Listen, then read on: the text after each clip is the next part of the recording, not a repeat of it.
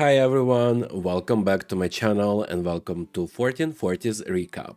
Before we proceed, please don't forget to click like, subscribe and leave a comment, and let's jump right into the video.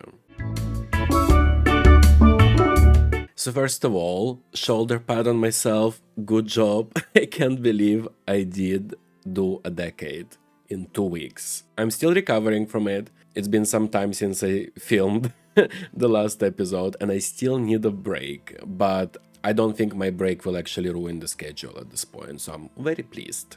I hope you also enjoyed the quick run through 1 decade. In this video we will actually not even touch preparations for the next video because I am keeping the house as it is, as I'm still brainstorming what to do and I kinda want the new family to lead the way and I need to get to know them better still. So let's go to the recap of what happened in the previous decade. 1440 began with the start of a new family in Greece because Anna Castellanos married Alexios Drakos. Therefore Castellanos family became Drakos family and they are the new heirs of Greece. Later this year there was supposed to happen the miracle of birth in the Byrne family in Ireland. But as Felice was about to give birth, the house was set on fire somehow. I don't know what happened. I clicked on Bassinet and the fire started. And their house is a little bit weird. It has 2 locations, basically, like 2 houses on 1 lot. This whole house burned down. Well, the top part of that house burned down where the Bassinet was. I cannot extinguish fire, right? So I had to wait there and we basically lost a whole day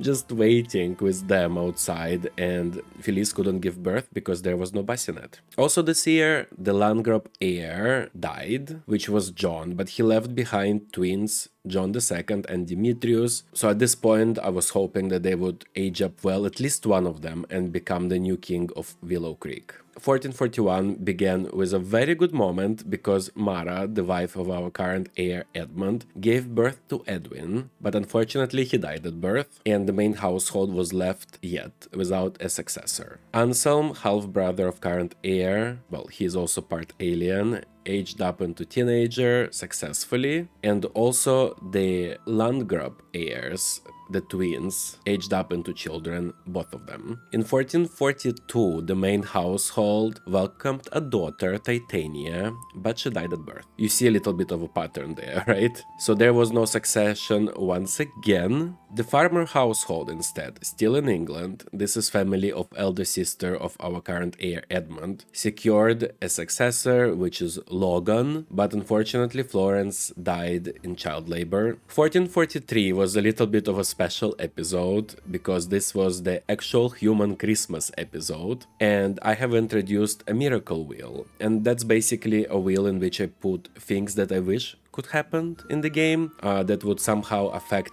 the gameplay in positive only way and somehow be related for the family affected trying for a baby. So we had 1 miracle per day, and as you know, every year is 4 sim days, therefore we had 4 miracles total. This year Mara, the wife of Edmund, gave birth to twin girls, Joyce and Constance. But overall we had major losses across the families. From, let's say, important miracle wheel things, Nancy Landgraf was resurrected. This is the queen of Hanford and Bagley. Edgar Greenwood from the Rich Greenwoods got a marriage wish. The Carpentier family in France got a baby wish, and McMoons in Scotland also got a baby wish. 1444, the sort of instability across my families continued. In the main household, the twins that were born in the previous year were supposed to age up, but only Joyce did because Constance unfortunately died. The same year, the Giray family in Turkey welcomed twin boys, which is like super promising. In 1445, we had a big draft for 100-year war, and all the eligible sims from England, Scotland, Ireland and France had to roll, so it's all the males from teenager and up. In total, overall 12 sims were rolling and 7 of them were drafted, including both our heir Edmund and the spare, Anselm. That same year, Mara gave birth to a son, Jake, but unfortunately he died at birth.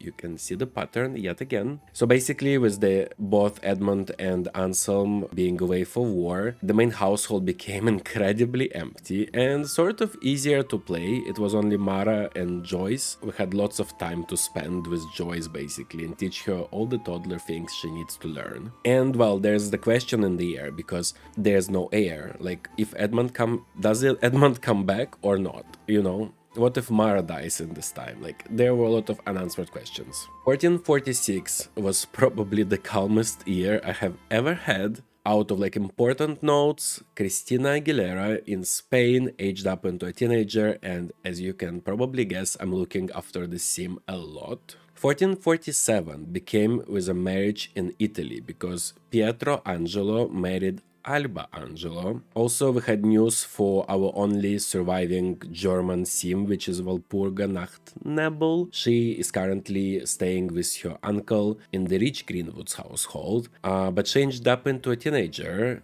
So I'm very hopeful that she will age up into young adult and get married soon and well, and we will continue having a family in Germany.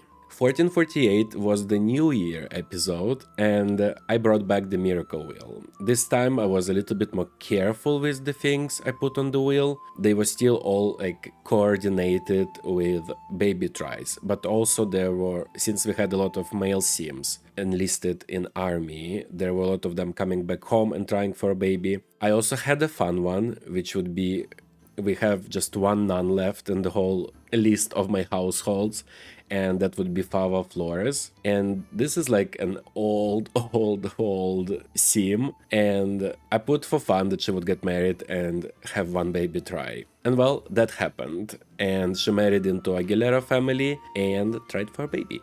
Other important things that happened are all connected to Miracle Wheel. Our heir Edmund came back from the war, and the main household finally tried for a baby again.